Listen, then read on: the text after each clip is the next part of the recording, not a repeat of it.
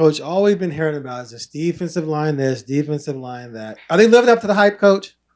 I didn't even listen to the hype. Here we just talk about each and every day. How can we keep getting better?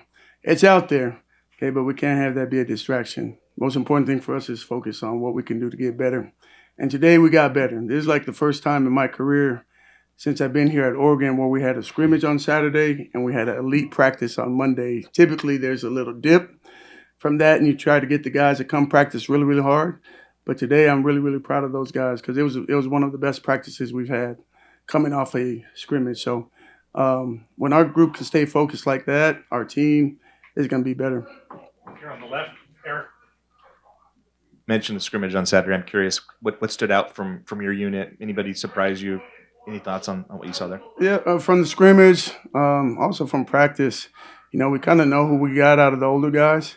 It's really the next ones that are coming up. Really excited about guys like Aiden Breland. He's showing a lot of position flex. He's up to 315. He can play outside, play inside. He's a big-time pass rusher for us. Tank Jones has showed up a lot. Really excited about him and what he can do. Very similar to Aiden, where he's got position flex, where he can play outside, inside. He's up to 300 pounds now. So still growing into his body, but very athletic. Matt Johnson, true technician. This guy can do a lot of things inside, really, really smart. Takes a lot of really good information with pre-snap procedure, getting the call, knowing the situation in mode, and then surfacing backs. Like, he's super, super smart, really dependable. He shows up every day, works really hard. DeAndre Robinson is another big body that's twitchy, that's fast, that's athletic. So besides the guys that we know about a lot that played a lot of football for us and have a lot of experience that we're going to lean on, this next group I'm really, really excited about too. You're on the right, Al. Yeah, building on that, Aiden, excuse me, we know about his backflips and athleticism, but what's the next step for him this season to maybe get on the field a little bit more? Yeah, well, he's definitely going to get on the field a little bit more just because of what he's been able to do in spring and then also during fall camp. We've known that he can always rush the passer, but as always, can we depend on you first, second down? And he's made that a point of emphasis for him.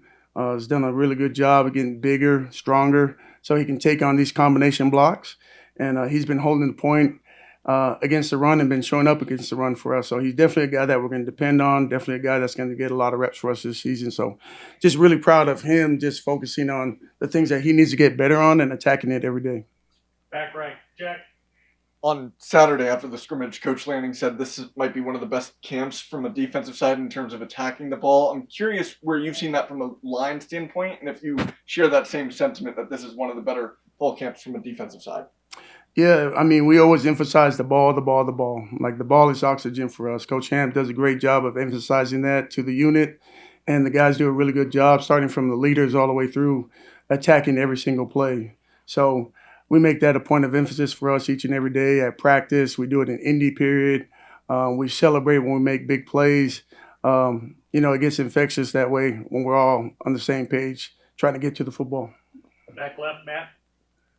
You pinpoint what led to the elite practice after scrimmage, and then how, I guess the second part of that is how valuable is the four starters back setting the standard just of what is expected every single day in practice? Yeah, I think it all starts with the mindset. Showing up in meetings, attacking the day, waking up in the morning to make a choice. Coach Lanning challenges each and every one of us to choose hard. On the other side of hard is our greatness. And none of us came here to Oregon because we were looking for easy. We know that it's definitely hard here. The competition is really, really high. Expectations are really, really high. But, it's a privilege for us. Pressure is a privilege, and we enjoy that. And, our guys made a choice this morning. It starts with our leaders. I thought Bear did a great job today, really taking a step forward and bringing guys along with them. We talk about levels of competitors, and one of those is a commander. Can our leaders bring people along with them?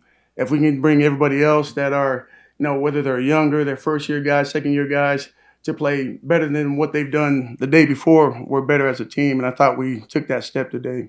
And then to your second question about the starters coming back or the vets that came back, we're very blessed and lucky to have those guys come back. I think everybody in the country wishes they can have four guys with that amount of experience be on their team, and we're blessed to have them here at Oregon. They do everything the right way. They care, they're bought in. They bought into everything we asked them to do, from whether it's in the training room, in the weight room with Coach Willie Love, in meetings, and then even in drills, pushing guys to keep getting better. I see these older guys, they do a great job in helping the younger guys get better. I see them on the side coaching up young guys. I see Barry coaching up Tank. I see Tatum and Mateo coaching up Dutch. Like, if we have a team that's like that, that's connected, that care about each other, we can do some really, really special things. Here on the right, Zach.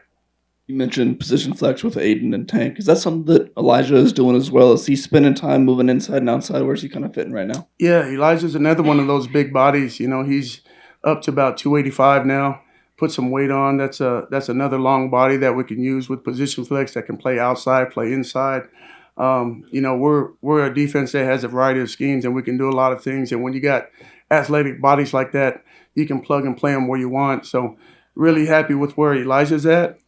He's improved a lot. He's got long levers. He can play pretty stout for us in the run game. And then he can add some pass rush value to us outside and also inside too, which he hasn't shown a lot of yet, but we're doing that now with him. Second row on the left, Eric. I'm going to ask you what it's like being a dad where you've got one son playing here, another son helping you coach here, just kind of the dynamics and what that's been like. A bit of a change this year. I mean, it's always special, you know, having Tatum here for 3 years now, going on our 4th year. You know, I can already feel that the time is coming where it's coming to an end. And so just enjoying every moment with him. Having my son Tavis here coaching too as well, and seeing both of them in the building is a blessing. And I really appreciate Coach Lanning for allowing that opportunity to happen. So just enjoying every moment with them, and just glad that they're able to help the program in any way. Here on the right, Zach. I know he had the injury this spring, but wanted some clarification or an update on Tony. I don't know if there's any chance he gets back to the field this fall, or what do you kind of expect there? He's got a ways to go. You know, it's a work in progress with him. And I don't think it's going to be anything that's going to be something that we'll be able to see him soon. But he's made so much progress. I think the thing that's most important, that we have him with him, and just having him in the room brings a smile to all our faces. Because when our guys think about camp, and camp is really, really hard, all they got to do is just look at Tony Cumberland and just know that, hey, man, I'm all right. And I'm going to work really, really hard for him because I want to make him proud. And if he had opportunity to practice, he'd definitely do it too. So just love him, just love the progress that he's made so far, and just really glad he's here with us. Back left, Matt. Going back to Elijah, in an age where if a guy wants to play and he's not playing here, he can quickly find somewhere else to do it. As a former 5-star recruit, what can you just say about his dedication of not being able to see the field a lot his first couple of years, and staying the path, following the program and the process? Yeah, that's a good question. I think that's not only a question for him. Like, everybody has those questions, you know. And I think a lot of times in this day and age with this society, if I don't get what I want, I'm going somewhere else, and that's not always necessarily the best thing to do. I'm just glad that Elijah trusts the process here, and knows that everybody develops at different times. And you go back and you look at Amari Washington. He didn't start year 1, didn't start year 2. He started year 3, and you know, we've never had that discussion when Maury was here. How many reps am I going to get? How come I'm not a starter? He just trusts in the process. And a lot of that has to go back to the relationship. You know, Elijah's got a great relationship with Coach Cam, Coach Lanning, myself. And, you know, he trusts the process. So I'm just glad he's here with us. And, you know, he's definitely somebody that can help us too. From left, Eric. I wanted to go back to Tank for a second. Just, you mentioned close to 300 pounds, at 300 pounds. I think that's 50, 60 pounds above where he was when he enrolled probably. Can you speak to the body transformation and what that, I mean, he's a teenager making this change, that commitment he has to make to do that. Yeah, and I think a lot of times, you know, everybody grows at different phases in their life. You know, when Tatum first came here, it was 212 and then became 245 and 250. And, you know, Tank's the same way. You know, he was a guy when we were recruiting him, we knew he had potential to probably grow into be bigger than what he is.